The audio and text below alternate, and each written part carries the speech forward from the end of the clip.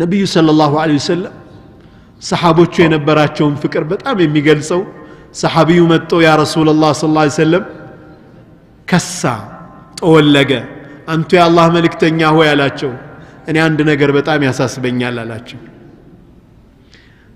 እቤቴ ቁጭ ብዬ ልጆቼ ሚስቴ ጋር ባለሁበት እርሶን ሳስብ ይናፍቁኛል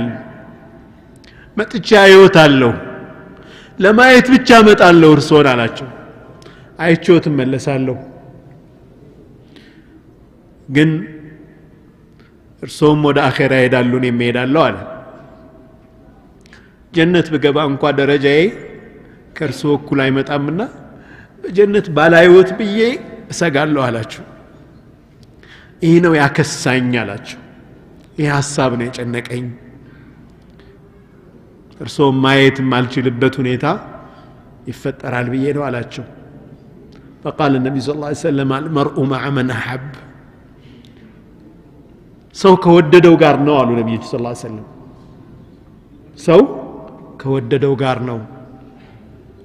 ሰሃቦቹ ምን ይላሉ ነብዩ ሰለላሁ ዐለይሂ ወሰለም ይህንን ንግግር ሲናገሩ ከተሰማን ደስታ በላይ ተደስተን አናቅም ይላሉ ምክንያቱም ሁላችንም ረሱላችን እንወዳለን እዚህ ከሳቸው ጋር ሆናለን ብለን ተስፋ እናደርጋለን ይላሉ አላህ ከሳቸው ጋር ያድርገን ፍቅራቸውን ልባችን ውስጥ ያድርግልን